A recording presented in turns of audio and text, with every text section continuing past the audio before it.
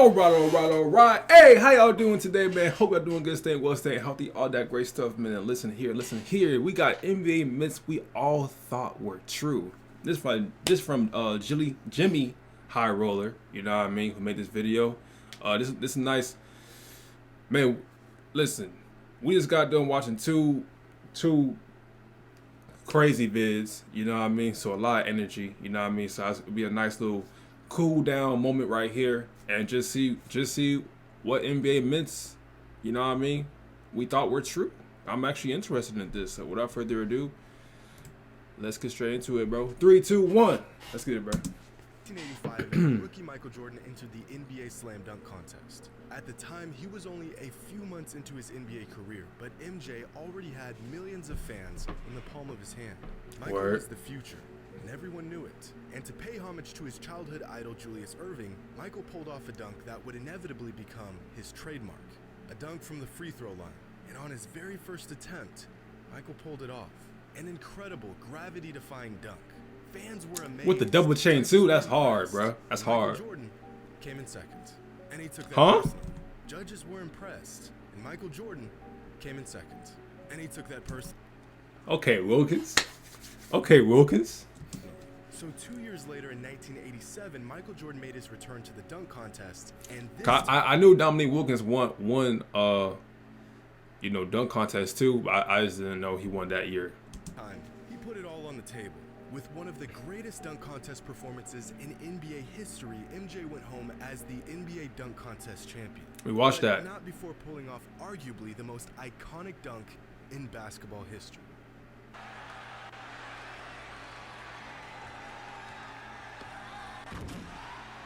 Another free throw line dunk, but this wasn't like any that came before it. To this day, when most players do free throw line dunks, they really have to reach and strain themselves.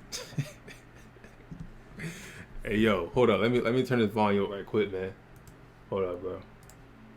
Hey yo, I know this dude did not just. To this day, when most players do free throw line dunks, they really have to reach and.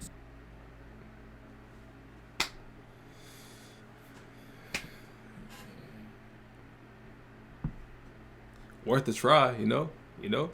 Strain themselves to get the ball to the. And we better do it in practice, but. But what MJ did in '87 was graceful. It was effortless. That's It facts. looked like the man was literally floating. When fans saw this dunk, they no longer thought MJ was. He could have gone further if he wanted to. That's how, like, by effortless, okay, man. What in the world? Speak English. 3, 2, 1. It looked like he could have gone further if he wanted to, bro. You know what I mean? That's how effortless it was. Looked like the man was literally floating. When fans saw this dunk, they no longer thought MJ was some sort of basketball sorcerer who figured out how to levitate in midair. They were certain of it. MJ's hang time was, and still is, like nothing else we've ever seen. That's the man's facts. ability to just hang in the air was almost too good to be true. And that's because it wasn't true. Not the jumping part, but the hanging part. Because contrary to popular belief, it is impossible for an athlete to hang in midair. Yeah. You can't levitate. No one can actually just pause in the air. You know what I mean? It's just It's just an exaggeration on how long he was in the air. You know what I mean?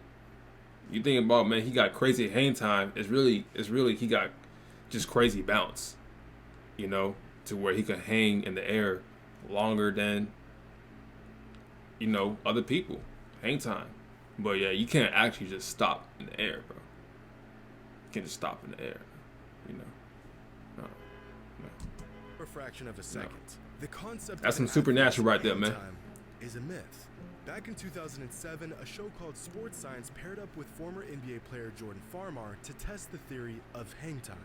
At the time, Jordan had a vertical leap of 42 inches, and they put this vertical to the test by attaching trackers to his body and pressure-sensitive insoles into his shoes to measure his jumps. And what they found was that no matter where he jumped from, no matter how high he jumped, and no matter how he maneuvered his body in the air, his ascent was always exactly the same amount of time as his descent, with no pause or stall or hang time. Yeah, it wasn't like going up and then just like a little, you know what I mean, like a little flat surface and then go back down. it's never like that, man. You know. When you see a player who seems to be hanging in midair, what you're really seeing is actually a bit of an illusion. Yeah, exactly. Contortions cannot affect their overall flight. When elite players like Michael Jordan begin their descent, their body stretches, which keeps their head moving horizontally for an extra split second.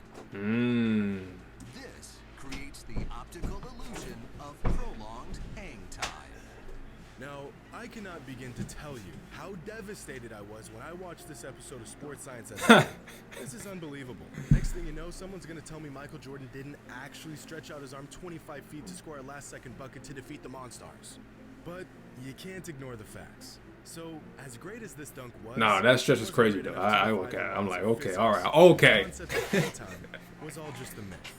Just like many other... I just instrumental, too. So, as great as this dunk was, it wasn't great enough to defy the laws of physics. And the concept of hang time was all just a myth. Just like many other narratives and concepts within the NBA that we've been led to believe for years. Today's video is sponsored by Keeps. Keeps is a subscription... Hey, man, get your money, man. Get your money, you know what I mean? You know what I mean? Get your money. Keeps. If you want to hit your boy up, man, you know where to find me, man.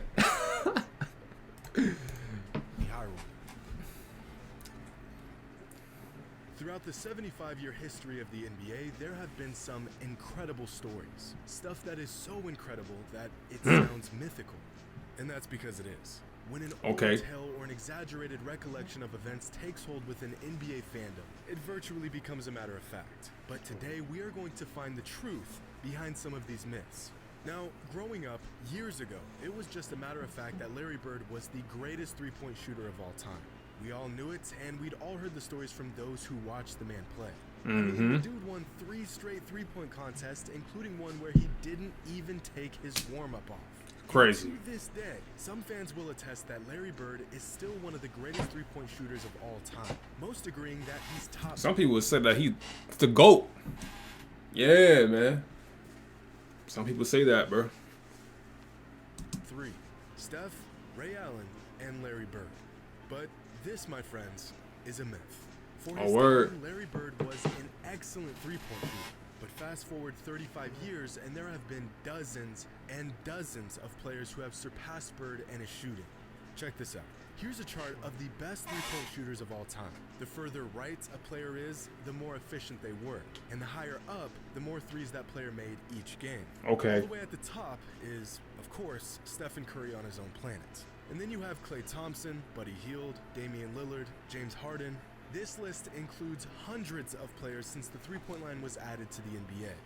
And all the way down here is Larry Bird. Daggone, dang. Of course, Bird played in an era where players shot far less threes. And Yeah. for his time... And I also say that when Bird did hit his threes, when Bird did hit his threes, it was definitely a whole lot more significant than a lot of these other players' threes. You know what I mean?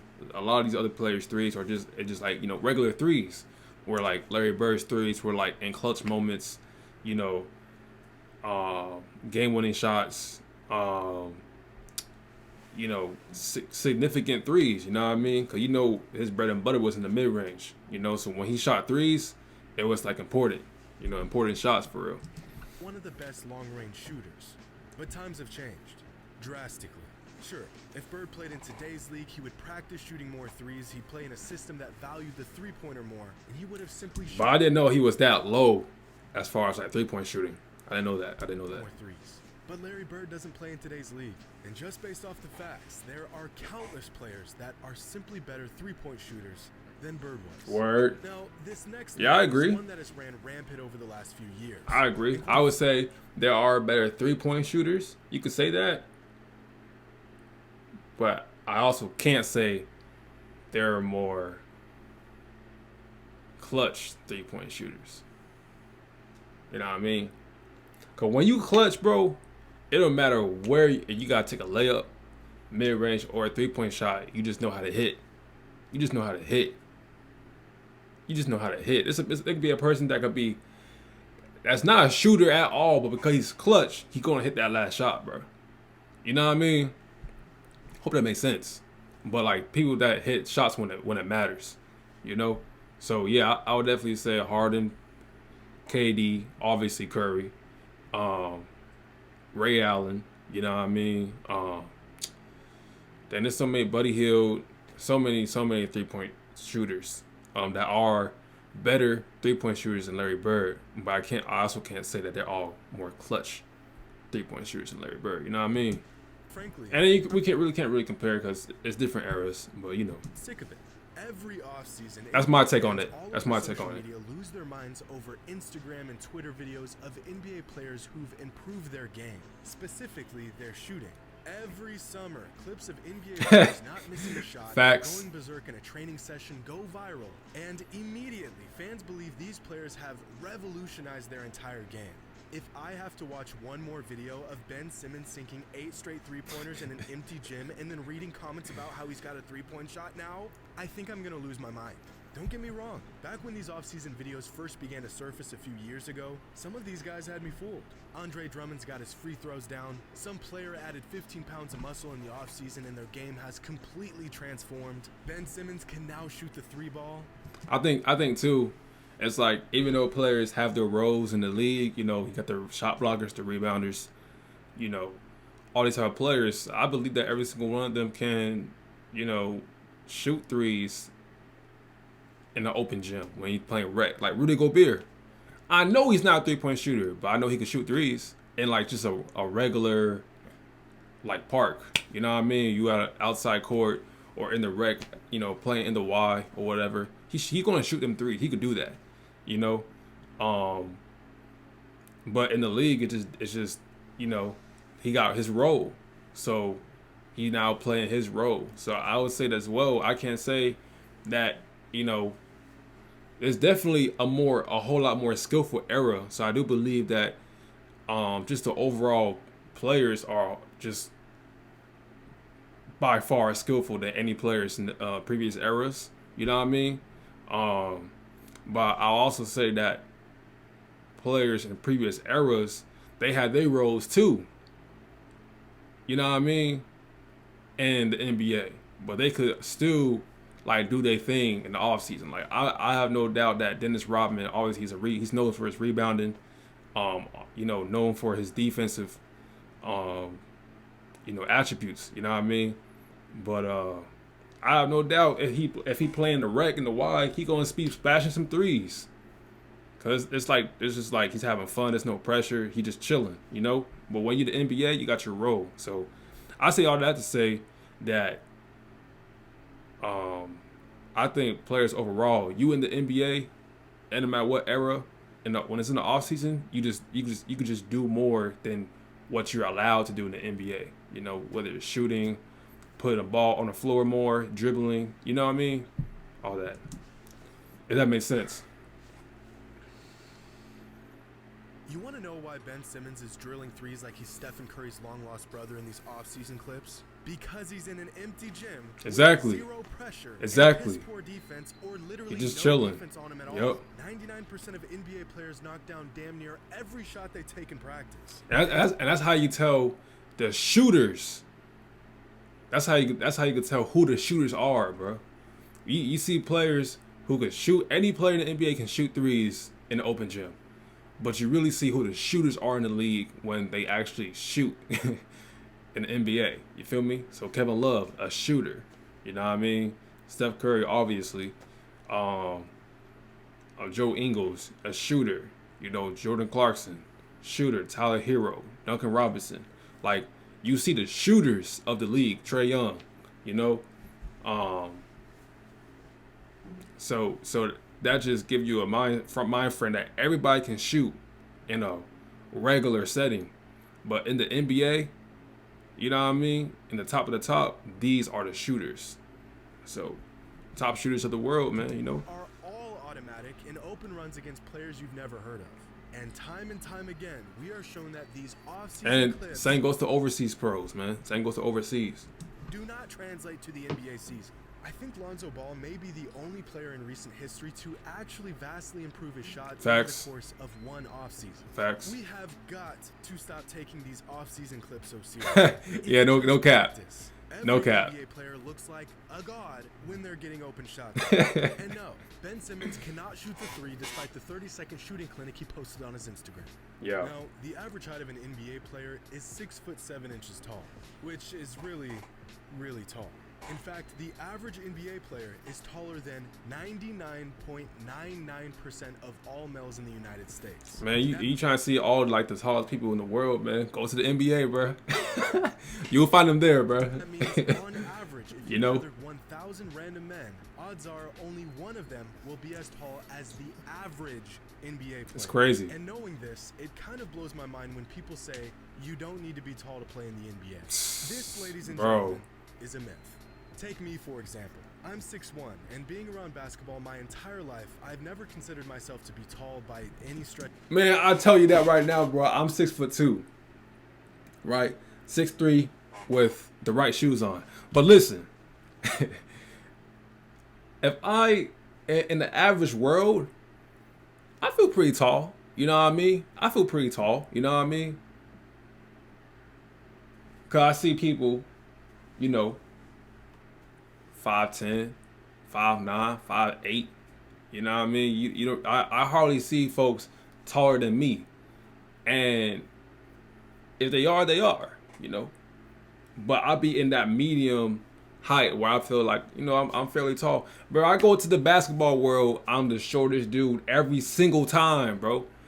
Every single time I'm hooping with someone, I'm the shortest dude. I'm not talking about going to an outside court. I'm not talking about that. When you go to an outside park, and because I'm the tallest dude. Because usually people who hooping outside about 5'7", 5'8", 5'9", you know what I mean?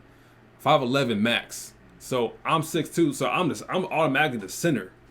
I'm not a center, but I'm automatically the center because I'm the tallest dude. So I'm the one that rebounds. I'm that dude, But in the basketball world, for real, like when you inside and like you hooping, I'm the shortest dude, bro. I don't know why. Obviously, there's shorter guys like 5'9" dudes who could go, D1, D2, D3, 5'8", 5'9" dudes. But I just happen to see myself the shortest guy every time I walk in the gym, bro. It don't matter where I'm at, bro. I'm just the shortest dude, man. It's just crazy, So obviously, like I said, I'll be outside because I'm the tallest dude there. I'm the center, man. I'm automatically point. I'm either a point or shooting guard. It's one of those two, because that's just how much taller everyone else is, bro. Stretch of the imagination, but generally speaking, I'm still taller. And 6'2", that's just the overall guard height in the NBA. Kyrie, Steph, it's either around like 6'2", 6'4", John Wall, De'Aaron Fox, Donovan Mitchell, and then you do have some shorter guys. Trae Young, like what, 6 foot? I think Trae Young like 6 foot. But like Isaiah Thomas, Ish Smith, I think Lou Will 6 foot, but it's around there, around 5'10" to about 6'4", the guard, but usually it's a 6'2". Usually it's like 6'2", you know what I mean? Usually 6'2". 93% of men within I hiccup there, my fault. Now, out of the 590 players currently active in the NBA, take a wild guess at how many of them are my height or shorter. 40. There are 40. What you say? Relatively speaking, I'm still taller than about 93% of men within the United States. Facts. Now, out of the 590 players currently active in the NBA, take a wild guess at how many of them are my height or shorter. 40. There are 40 players in the entire NBA that are 6 feet 1 inches tall or shorter, which means I quickly go from being taller than about 93% of men in the general population to taller than just 2% of players in the NBA. But it gets worse, because the average height for a male in the US is 5'9", which means that an average-sized man would literally be the shortest player in the NBA. But he wouldn't be the shortest player in NBA history. Of the 3,500 players to ever play a game in the modern NBA, only 11 of them were 5'9" or shorter. That's 0.3%. Less than half of 1% That's of crazy. NBA players since 1977 have been average in stature. Look at how minuscule Nate Robinson looks against most NBA That's players. facts, yeah. The man is 5'9". Bro, I thought Stephen Curry, man, listen. When I first saw Stephen Curry, I did not know he was 6'3", bro. I thought he was like 5'10". On TV, people just look like, you see people who look so much more, people look shorter than they actually are on TV. You know what I mean? So obviously you see Yao Mi on TV and you actually see Yao Mi on person. It's different. You know what I mean? So when I saw Stephen Curry on TV, I'm thinking he's like 5'10". Bro, I happened to look up players' heights and I see Stephen Curry's height. But now it's like, what, 16? This dude's 6'3", bro. I was just like, so that's after I saw that, it just gave me the whole insight of just everyone else in general, bro. In general, bro. You know? This is what an average guy would look like. And when you see a 5'10" dude in the NBA, that's a tall 5'10" dude. You see some 5'10" guys who are like this is like an NBA who's 5'10" and a regular dude who's 5'10", it's like this. You know what I mean? Because I guess, you know, the NBA measurements are like kind of like just right there. Like, this is what you is right here. You know? So if you say you 6'4", you probably 6'3" in the NBA.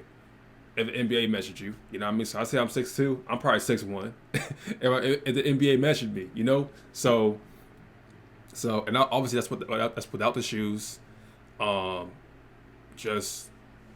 Just feet, you know, feet to the top. But yeah, that's crazy. As if the astronomical chances of making it to the league weren't difficult enough, not being tall makes this immense goal next to impossible. So yes, you do need to be. But I'm 6'2" though. It's like that's who it's. I'm 6'2". Of an athlete, you know, an athlete like Spud. Oh my gosh. Or Michael Jordan. Except Michael Jordan wasn't only a freak athlete. He was also 6'6", a combination of attributes and physical gifts that eventually made him the greatest basketball player of all time. And to me, that's like the perfect height in the NBA. 6'6". I feel like 6'6", you are in the middle of just tall and short. You feel me? Like, you in the middle, so you could do anything. You could do everything. You could rebound. You could defend. From tall to short. You know what I mean? Have enough speed, quickness to get around tall or short.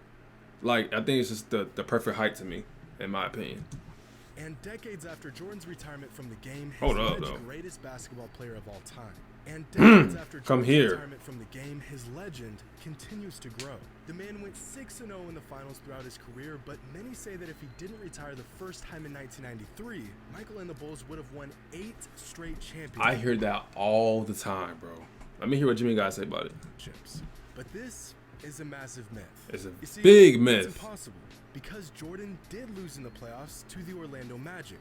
Not in the finals, not in the conference finals, but in the second round of the playoffs. So there's really no need to theorize if the Bulls would have won 8 straight titles, since we literally saw Michael and the Bulls lose right in the middle of their decade-long run.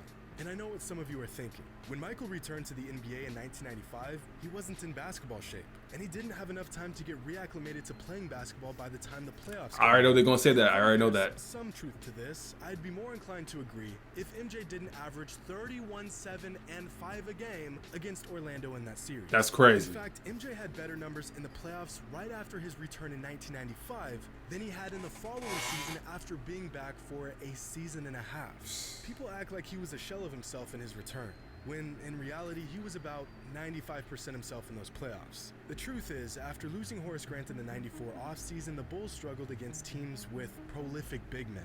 And when the Bulls met a prime Shaquille O'Neal and the Magic in the playoffs, this weakness was put on full display in a 6-game series. Even if the Bulls made it past Orlando, they would have had to go through the Knicks, who were just as deep in the front court. And eventually, they would have had to face the Rockets, who were the most complete team in the league that season, with one of the greatest... Look at Kenny JustMatt. Complete team in the league that season, with one of the greatest big men of all time. Even if the Bulls had Michael in 94 and the entirety of the 95 season, shout out Kenny Smith. Didn't have the roster Mr. Smith. Some of the other teams at the time. Not to mention that time and time again, we are shown that winning multiple championships in a row has massive effects on teams. Between injuries, contracts, and player retention, winning championships isn't as simple as just having the talent. The That's Warriors facts. the damn Justice League for a few seasons, and they still couldn't win in a row. The Justice League. The best duo in league history, but after three-peating, they just couldn't replicate the magic they once had. I'd even go as far as saying Michael Jordan retiring in '93 was the best thing he could have done for his legacy. By the time he came back, I agree. I agree, bro. Because here's what I think. If he stayed, he retired because mostly he was drained. You know what I mean? After playing from going, 3 years in college, going straight to the league, and you trying to just compete for championships, and you come out your last 3 years before he retired the first time with 3 championships. You gotta understand how draining that is, bro. Like, you lose your hunger and you lose your motivation to, your first championship is like your biggest motivation. Cause you trying to get in the books, man, and you trying to prove everyone wrong. Like, you have so much motivation, bro.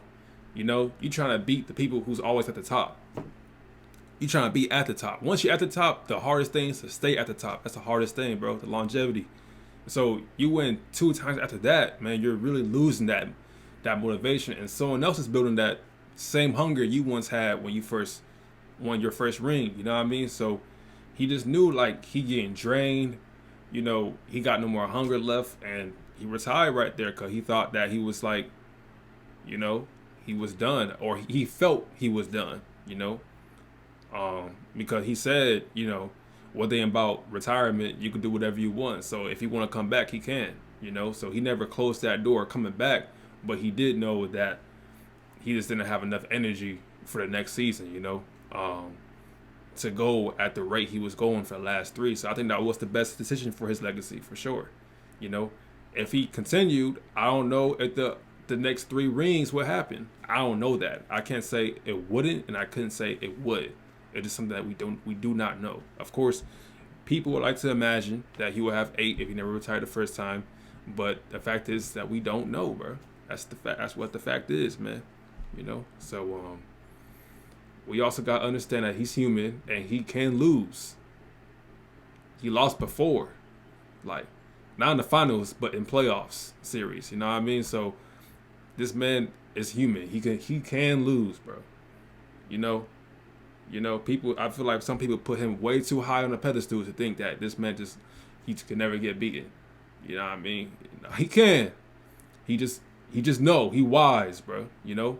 And whenever he do compete for a finals, he got enough hunger, enough motivation, and enough thrive to win, and he's gonna do that.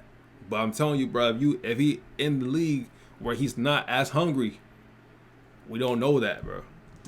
Like, he was rejuvenated, he was motivated, and the Bulls had made the necessary offseason moves to make them the overwhelming favorite. I just go by for what it is. That's all I go by. I just go by for what it is, what the facts are, and the fact is, he's 6-0, he won 6, and I'm just going to stick to that. I'm not going to say that he would have won this and won that if he did this and did that. You feel me? That's just me. So the next time you hear a crazy story or some stat that sounds too good to be true, it's probably because it isn't true. When a player reaches greatness, he becomes the man, the myth, and the legend. Yeah. You just got to know which is which. Hope you all enjoy. And as always, respect. Until next time. Respect. Hey, good vid right here, man. Great vid. Yeah. Shout out Jimmy High Roller. You know what I mean? Originally will be in the description. And yeah, man. Hope y'all enjoy right there. Whew. That's gonna do it for me. Hope y'all stay well. Stay blessed. Moving on to the next video, man. Peace. I'm out. Woo!